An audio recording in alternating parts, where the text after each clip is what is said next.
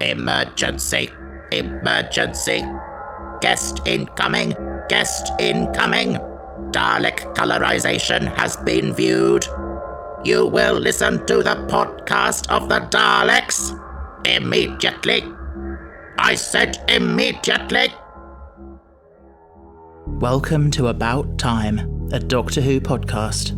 I'm Stephen, and I've been a Doctor Who fan since 2005, and usually I'm joined on the podcast by my boyfriend Ben. Today, however, I'm joined by a special guest, Martyn, to discuss the Daleks in colour. And quite frankly, it's about time.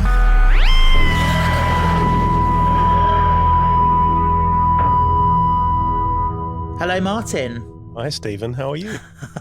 Yeah, I'm okay. Thank you for joining me. How are you? I'm good. Thanks for having me. It's such an honor to come on because I am a huge fan of your podcast. I love hearing you and Ben discuss stuff, especially Torchwood, hearing Ben's take on Torchwood. Because, my partner Penny, she actually prefers Torchwood, and I believe Ben kind of feels the same way. Yeah, that was his, definitely from Series 1, that was his view. We're going to be starting Series 2 very soon, so it'd be interesting to see if his opinion changes at all. Yeah, in my opinion, Series 2 is my favourite of Torchwood. I think critically and thematically and acting-wise and script-wise, I think Series 3 is the strongest. Yeah. But my favourite, whenever I've got 45 minutes spare and I feel like watching Torchwood, I stick on an episode from Series 2. It feels very different to Series 1, doesn't it? Yeah, they got everything right that they got wrong in the first place. Yeah, and interestingly, my fiance's sister, she's just discovered Torchwood. She's never seen Doctor Who at all. Not a single, but she's loving Torchwood. She's come to it completely fresh, as if it's an really original interesting. show. Yeah, so occasionally I get a phone call and she's like, give me the history of the Cybermen. I'm like, okay, so here it is. But yeah, she's really enjoying it. Yeah, it must be a very different experience if you've got no Doctor Who knowledge. Yeah, so I guess a good spin-off should work like that. Yes. So anyway, we're here to talk about one of the pieces of media which was released for the 60th anniversary of Doctor Who, which was I hesitate to just call it a colourisation because it's so much more than that, but the Daleks in colour, which was aired actually on the anniversary on the 23rd of November. What did you think? I think it's a very ambitious first attempt. A very competent first attempt. I want to add that. I think the colorization is perfect. Okay. I think the music's a little bit overbearing, but I understand why they had to change the music. If you've chopped it up and cut bits out, it flows differently. You need more music. But yeah, I really enjoyed this. Yeah, I really enjoyed it as well. I think I was going to ask you actually, what do you think of the Daleks as a story in itself, like the original? Are you a fan? Yeah, I love it. I always struggle a little bit with 60s Who, so maybe I am the perfect target audience for these recuts. Oh yeah, maybe. I struggle with the acting a little bit. It's all because I don't know, television was still relatively new within the last 40 years in the 60s. So everything's kind of filmed like a stage play. And there's this quite a big disconnect if you grew up in an era where TV wasn't a stage play. I grew up when, the gritty drama was the thing. So going back and watching something that's set up like a stage play can be a little bit jarring. I've always enjoyed this story. I think maybe the fact that it's a classic story. Like, we all know this. Every Doctor Who fan knows this story, whether they've seen it or not. They know this. And it's just a really interesting experiment to get a new take. And it does feel like a modern era story. See, I actually quite like 60s Who. Like, I probably enjoy it more than a lot of 80s Who because maybe because I come from a theatre background and so like I like that sort of thing. But I particularly like the Hartnell, Ian and Barbara and Susan sort of team. I always found them really enjoyable. But it's definitely what is it, 6 parts, the original? Yeah. I think it's quite long. Each part's like 25 minutes as well, and you get a lot of exposition from Daleks. Yes. And that's all gone in this. I think the first part of this, I worked out that episode 1 is done in 11 minutes. Yeah, that's crazy. I actually felt like maybe they could have spent a little more time at the beginning. Yeah, I do maybe. feel like that it was quite a rush to get to actually seeing the Daleks, which I guess is what everyone wanted. But there's something to be said for a bit more of a build-up, I would say. You know what? Going forward, what I would like, and I don't know if they are doing this for the Blu-ray, but what I would like is a completely colorized original version where it's just colorized. They haven't changed anything, and then the new cut as well. And when you get to the menu, you get to choose which one you want. That would be really interesting to see that. That would be cool. A lot more work for them though, because I guess part of it is cutting it down means less to colorize. Oh, I wonder what comes first. They probably do cut it down first. Yeah, I would imagine so. Yeah, because you wouldn't colorize what you're going to cut. That's a good point. Yeah, I mean, when I say I don't get on with the theatre part, I do like theatre, and when I go to a play, I'm fully immersed in that world. There's just a disconnect for me when I watch that on TV. It's like watching a stand-up special on Netflix. It doesn't not quite the same because you're not in the venue. You don't have the context of the whole night. If you know, getting the tube, going to the pub beforehand, having a drink at but you don't have that. So I always kind of struggle. My daughter's a big fan of Hamilton. She's been to see the live show, and I really struggle to watch it on Disney Plus because it's just I just can't watch that in my living room. Yeah, I'm not a fan. Like, just I don't think it's my type of music, to be honest, which is why it's not worked for me. But yeah. But you said that you felt like the colorization was perfect. And I don't know, I had a few things that I was a bit unsure about with that. Because I think I read that they said they wanted to be as faithful as possible to the original set that they filmed on. It's very blue. Yes, see, that doesn't work for me because the set was built and designed for something that they knew was going to be filmed in black and white.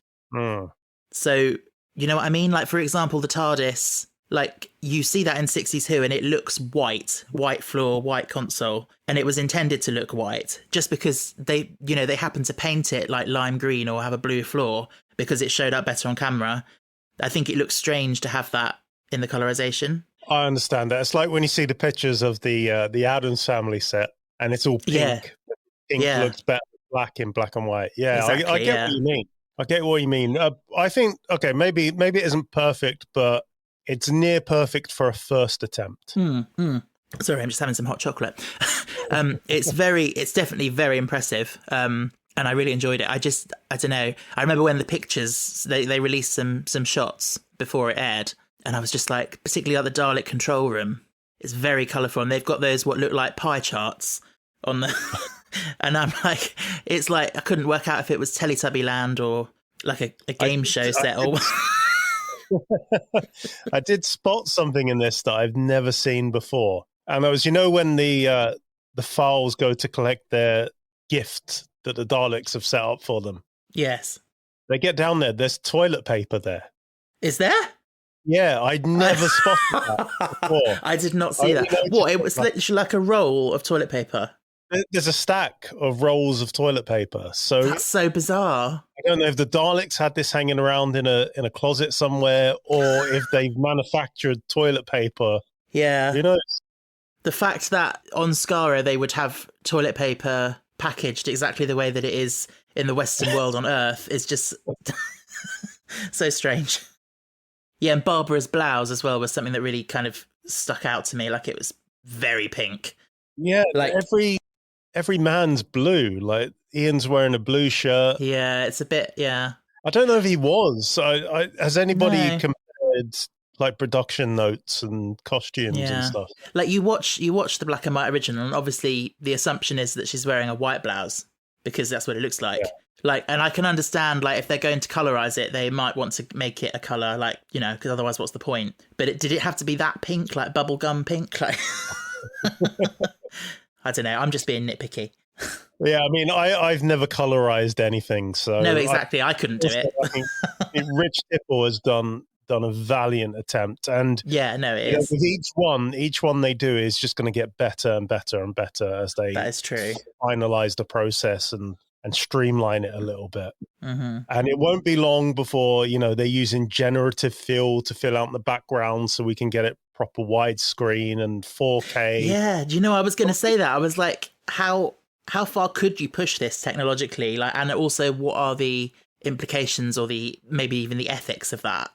Like, because you could even, I've seen something online where I don't know exactly how it works, but it's a voice AI thing that can take audio from, say, the 60s, from 60s Who, and it cleans it up so that it sounds like it was recorded yesterday.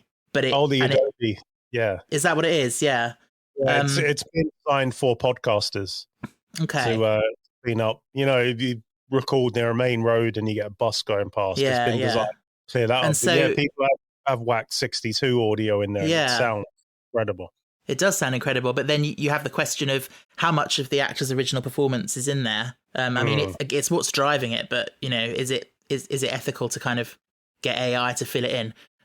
Probably not, in my opinion. But it would be interesting. Yeah. It would be interesting, like you say, upscale it to 4K, have it widescreen, have that clean audio. It would be really interesting. Oh, I'd love it. I'd love it. I'd watch it. I mean, I don't get the purists who say, I won't buy the color version because that's not how it was originally intended to be seen. Well, I think if you're watching it in 2023 on Blu-ray, that's not that vision. So you might as well enjoy the best possible quality that you can. Yeah. And no one's taking the original away. You can still watch that anytime you want. Absolutely. Yeah, unless descendant of Terry Nation does a Seth Coburn and is like... I was going to say on that as well, like, it might have been nice to include the first episode of An Unearthly Child if it was possible. Almost so it is like a self-contained, like if you've got no context, like you get their introduction as well. Before all that kicked off, that's the one I thought they would colorize. Yes. Although you then have the fact that like the first episode is brilliant and the rest, like most people agree, is sort of quite dull. So, but I was also wondering, like, we were saying about how far could you push it with all that technology. Another route you could go down, I'd be really interested. Imagine if they basically remade that story as like a movie, like a blockbuster movie now. Like, because it's such a strong story. And like, obviously they did the Peter Cushing movie back in the 60s. But like you could remake that now. And I think it would be really cool. Oh, it'd be brilliant. You get David Tennant back out of retirement. You put him in the brown suit. It wouldn't take much. No, I'd love it. I mean, what do you feel about the original remake film of this? I've seen it once. I mean, it was fun. It was very colourful, like this, actually. So I guess that maybe they were influenced by that as well. I don't know. It'd be impossible not to be. Yeah, I guess, yeah. But it kind of confuses me, and I don't understand why they... Well, I do, actually. I suppose it makes it more self-contained. Why they made the Doctor a human and, take away all the alien aspect. It does make sense, I guess, if you're going to do just a standalone film, but yeah. One thing that's always got me, though, is we learn that the Daleks have been listening to them, they can see them the whole time, but yet none of the Daleks pick up on their escape plan. Oh my God, yeah. Yeah, that is silly, isn't it? That is something I feel the movie does a little bit better, the Peter Cushing movie. I don't remember how is it different? Oh, there's like magnets in the doors and stuff, and the Doctor realizes if you put pressure on this panel, the door will lift up. Oh, okay, yeah. One of my favourite line deliveries is when Ian's sister Barbara, what on earth are you doing? And she just goes, making mud. We've all made mud. Yeah. What did you think about the use of flashbacks? I kind of liked them at first, but they wore thin pretty quickly. Yeah, exactly, yeah. I like when they're escaping, they kind of do a little bit of a flashback and they put audio of them plotting their escape over it. And that wouldn't be out of place in like an Ocean's 11 movie. Like I thought that worked incredibly well. Let's think about the 60s original. You get like a whole episode of them plotting their escape. Yeah. You get a whole episode of the Daleks talking about what their plans. And yeah, this just trims all the fat. And I really like this version. I don't know if it will ever replace the original. No. But I love having the option. Yeah. Do you know, I feel like the intention, obviously, lots of us fans are eager to see this kind of thing and enjoy it. But I feel like the kind of primary intended audience is like an audience of today, maybe today's children who would never voluntarily go and watch a black and white, like 6-part thing. And I would be really interested to know, like, you know, hear from anyone who is in that position where they've got no like prior Classic Who experience and they've seen it and what they thought of it. Okay, over Christmas, I will force my kids to watch this. Okay, you'll guide them into the living room, going, "You will move ahead of me and follow my directions." Well, it's interesting you say that because kids will not watch anything in black and white, especially my two. Yeah. They just won't. There's just this disconnect to them that black and white means bad. Yeah. And I think that's a problem because it looks like it was so long ago, like black and white. I remember I told my daughter once that back in the day, websites were black and white, and we had 2 of them, and she believed me. But kids just will not watch anything black and white, and I'm sure that you'll find 1 or 2 who will and enjoy it. But I remember that my son's 15. I'm trying to get him to watch Psycho, but I just can't get him to do it. Yeah, it's a hurdle to get over, isn't it? I remember we used to have an English teacher who used to sort of sarcastically say to us that, of course, as we know, everything in the past is shit. It's that sort of attitude, isn't it? Well, teacher's not really wrong. Just think of all the, exactly. My granddad didn't have a shower till he was 30. So it wasn't great. No, but the present's not that great either in many ways. I don't know. I'd rather live in 2023 than 1823. Yeah. One thing I really liked actually about the colorization, and maybe, I don't know if they did much sort of reframing of shots and like zooming in and stuff, but I felt like the color really brought out some of the acting, like some of the facial expressions and stuff were more evident than they were in black and white. You do lose that slightly in black and white, yeah. Yeah. So, that was really nice. What do you make of Carol Ann Ford as an actress? I mean, she served a purpose as Susan. I've never seen her in anything else. I think she played the character fine, the way it was meant to be, but I wouldn't expect her to have won any Oscars. Let's put it that way. Yeah, I can't tell if it's bad acting or a poorly written character. It's probably the latter. But again, I've not seen her play anything but Susan, so I couldn't really comment on that. Yeah, she's just very two-dimensional, really, isn't she? But yeah, I mean, women were written that way back in the day, I guess. You only have to look at a Bond film, and I don't know. It's great seeing Ian Chesterton here, and do we get a Chesterfield said in this? I can't remember if we did. I don't remember. I love that. I love that when they slip, and now that's kind of become canon. Whenever they put the First Doctor and Ian together in anything, yes, he gets called Chesterton, Chesterton. Was it originally William Hartnell making a mistake, and then they kind of wrote it in? Or? Yeah, and every medium since that's used the First Doctor's put it in. There's a comic book where he just can't get Ian's name. The colour and everything, it really like makes it feel more alive, makes it feel more immediate. It does breathe new life into it. Yeah. Which one do you hope they do next? I don't know. I mean, I've heard talk about Dalek Invasion of Earth, but I mean, we've had Daleks. Like, maybe we should have something different next. I've also heard talk of the War Games, which would be interesting. I love that. I love the War Games. Imagine getting that cut down to like 75 minutes. Yeah. Okay, that's another thing I will say about this is maybe it could have been 90 minutes long.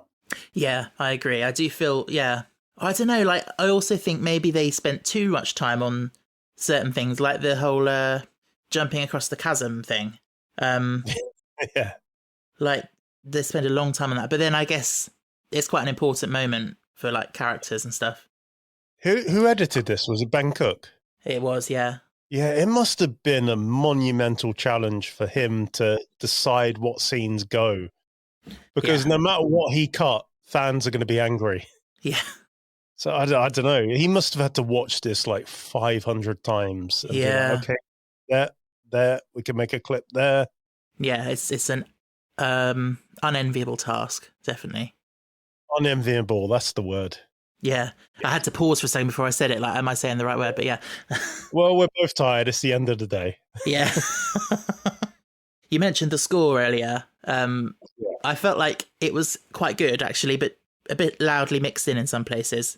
We should be used to that as Doctor Who fans, though, shouldn't we? I mean, Murray's just come back. People complain about that with Murray Gold all the time, and I've personally never had a problem with the new stuff. Okay. But I did feel it in this one. It's a bit bombastic. Maybe if they just got that mix a bit more subtly in there. I don't think it's bad music. No. It's maybe I'm just getting old. Yeah, maybe. I'm in my 40s now. Maybe I just can't. Yeah. No, I liked how it sort of it's like people say about like modern scoring. It's like kind of tells you what to feel in a way, but like it sort of underlines and emphasizes beats in the scene, you know, like the bit that stood out to me was when the Doctor had to admit that actually there was nothing wrong with the fluid link. And he was sort of, you know, there was this sort of droning sort of dun dun dun underneath, like as if to say this is quite a serious thing he's just done. Like, you know. Yeah, they do signpost a bit to the audience in this, but no, as like I said 1,000 times already, as a first attempt, this is incredible. If this is the worst we're gonna get, then this is very good. Yeah, if the only way is up, yeah. And that's not me saying this is bad in any way. No, absolutely not, yeah. Yeah, the only way is up. They will only get better at this. They will only streamline the performances, and yeah, it will just get better and better. And I hope we see some of the, because they did that little trailer at the end with like previous. Oh, what about the Zarbi in colour? Come on. Yeah, well, I actually struggled to get through that in black and white, so I maybe would be interesting to see it cut down. Doctor Who, the Zarbi, the TikTok edition. Yeah, for the millennial and Gen Z attention span. Yeah, that end montage was good though. It was a strange choice of music. They used the Wedding of River song. I would have thought they'd use the theme, especially because it carried on over the credits. It was a bit odd. Yeah. And I only noticed today for the first time, because this is the first time I've watched it since the Giggle aired, that Neil Patrick Harris's Giggle, the arpeggio, they overlaid that over the classic toy maker Michael Gough in that montage. Yeah, no, you wouldn't, but then because we heard it so many times in the Giggle, he says, make your final move, Doctor, make your move, and then you just hear ha ha ha ha ha, like. Oh, I'm going to go back and watch that. Nice little Easter egg.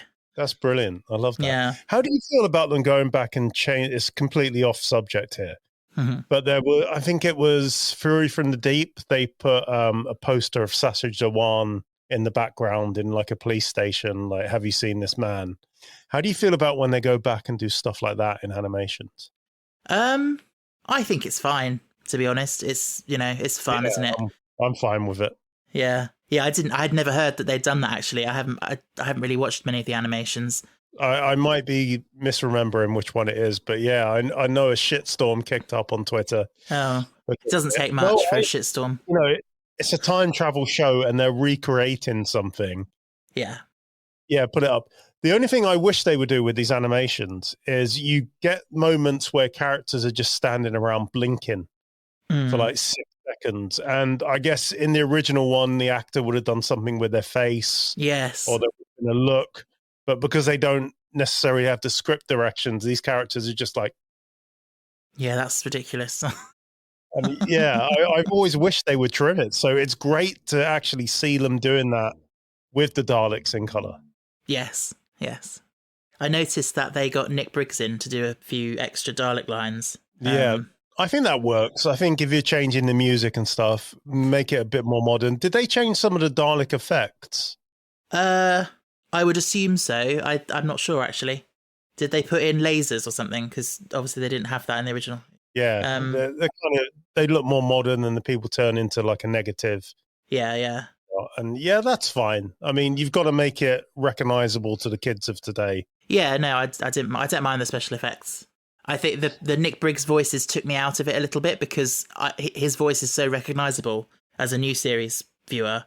And he has a very, there was one bit where they're saying about they're going to detonate another bomb. The Doctor says, when are you going to put this into operation? And he just goes, now. And that's like so like very Nick Briggs. I remember being blown away when I found out it was one man doing all of those monster voices. Oh, yeah. I don't know. Should they maybe get a new Dalek man in now? I mean, maybe. But then on the other hand, if it ain't broke, don't fix it. Very good point. Very good point. I think fine, like any new monsters that come in, like sure, get whoever. But I do think the continuity for the Daleks, he does a great job. He's very iconic. Oh, yeah. Yeah, absolutely. I loved that bit you mentioned as well with their escape plan and the sort of montage with the heist music, and then Susan's little wink, like that she's being cheeky. I've never noticed her winking before. Yeah, they really zoomed in to get it, and I swear it even goes like ding when she winks. Yeah, there is a little ding. I'm surprised they didn't like white her tooth with like a little star. But it works. It works. I mean, we're watching Ian Chesterton get inside a Dalek. Yeah, they're escaping. Yeah. What do you make of that? Because the Daleks are never this ridiculous again, really, are they? No. Apart from the Journey's End, where they're pushing them around. Yeah, it's really funny though. It's really interesting to watch the Daleks and realize that when they made this, they weren't the iconic thing that they became, and they thought they were doing it as a one-off. And they'd never be seen again. It's really interesting to sort of look at it from that point of view. But yeah, there is a bit laughable, like with him getting inside it. And it's got like the strings that hold up the top bit. Also, I don't really know what the point is of having him say, oh, I don't know how to work this, there's too many controls. And then like 5 seconds later, he goes, oh, I've worked out how to work it. Why not just have him work it from the beginning? Like, yeah, you could have just had him go, oh, I've got it. Hey, yeah. This one, that. And you just have him spin round a little bit, maybe. Yeah. It's like, can't you try and sound more like a Dalek? Yes, in a monotone. That was good. It makes me feel warm. Like I love all that kind of old-fashioned sort of clipped BBC accent stuff. Have you seen? I think his name's Kieran Hodgson. He does all these Doctor Who recreations. On Twitter. Absolutely brilliant. What was it? His Susan mum, and he's like, "Oh yes, it's 1963. You don't have the Spice Girls or whatever." Yeah, absolutely hilarious. Oh, that's so good. Would you recommend this to somebody? Yeah, I think so.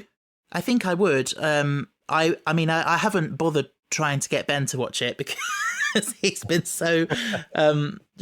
We've watched two classics. We watched the first part of An Unearthly Child, and we watched The Five Doctors. And after that, he said, "That's it. I'm not watching any more classic." He's seen me watching bits and pieces of it, and he walks down the stairs and he goes, "Puke."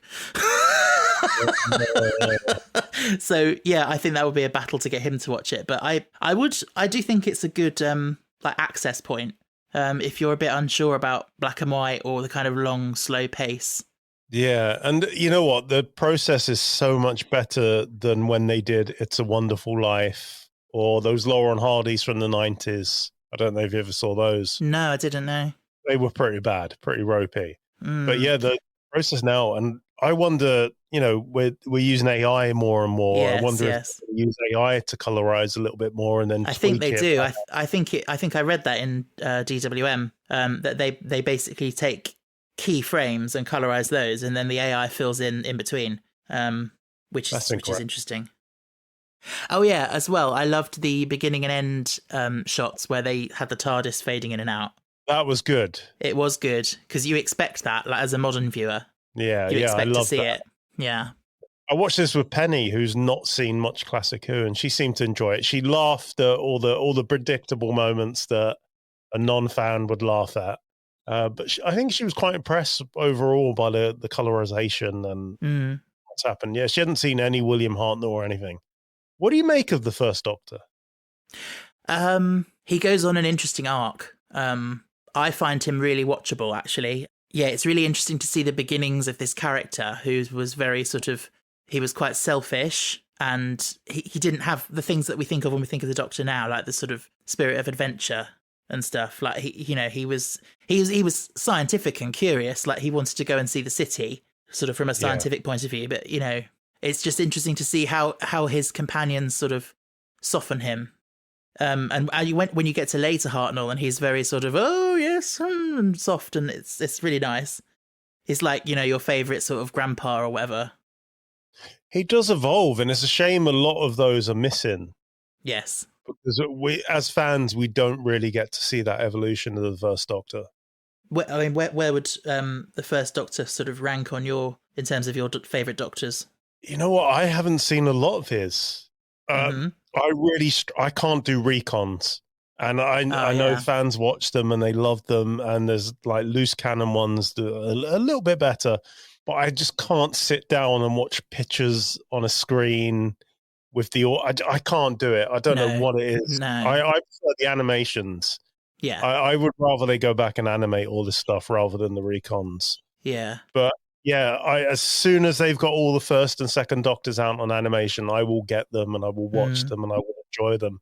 Yeah, but yeah, I went through on BritBox and watched sort of the ones that were, complete in their original form. Sure. And I think you can still get a sense of his sort of journey. But yeah, I agree. Trying to watch the what do they call it? The telesnaps with the audio behind is just it's quite difficult. I can't do it, Stephen. Don't make me. It's painful. So actually, just before we finish, here is a fun exercise, I would say. Well, I said earlier that I thought it would be really cool to remake this story as a modern movie. But if you were to kind of try and keep the characters the same, sort of have them be from the 60s and so on, but just make it today. Off the top of your head, who would you cast? Oh, who's an elderly professor type actor? I guess you could go something like a Ralph Fiennes for the Doctor. Oh yes. He'd be very severe. Route. Maybe you go like a 26, 27-year-old, say Tom Holland for Ian. As Ian. Oh wow, yeah. I'd watch that definitely. I don't know who's big in teenage girls' circles these days. I don't keep track of that. I could ask my 11-year-old daughter. She'd probably have more. But maybe there's someone in EastEnders or something.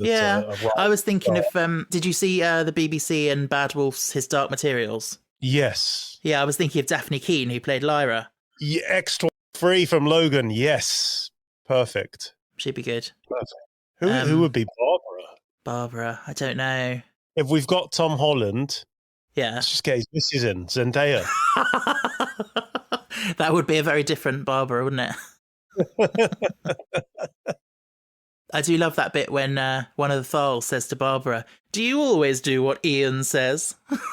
It's very funny. There's so many bits in it that I don't know if they're intended to be funny, but they are. Yeah, I don't know if the Thals in this had to shave their arms, because I know for the movie they were paid an extra £10 a week if they shaved their arms. Oh, right, okay. But I didn't get a close enough look at their arms in this. So, no. Yeah. And something I've always wondered, maybe I'm just being stupid, but after they go to the Thal camp and then they make their journey back to the Dalek City, Barbara's wearing Thal trousers. Yes. Why does she change her trousers? She got mud on them, I guess. But I just like these trousers with holes down the side, and it's like, okay. Maybe that's the highest honour. Maybe when you've done something for the Thal culture, they make you wear those trousers, and you can't refuse it. The holy trousers. Coming soon from Big Finish, the Holy Trousers, 39.99 6-part audio series with Jackie Tyler for some reason. River Song. Well, this has been fun. Sorry, I've took you a massive tangent this episode. No, tangents are great. I love going on tangents. I'm so pleased that you got to come on the podcast. It's been a pleasure to have you on. Oh, it's been great to be here. I hope I can come back on, and I hope Ben's with us next time. I would love to come on and talk Torchwood with you two. Oh, yeah, that would be cool, wouldn't it? That would be fun. Anytime. Thank you so much. Have you got anything? Well, in fact, I know you do probably have something you'd like to plug. Tell our listeners about what you get up to. What I get up to is none of your business.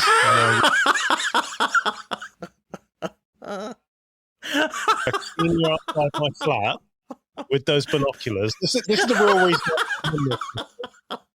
Stephen is outside my flat every night with a pair of binoculars. And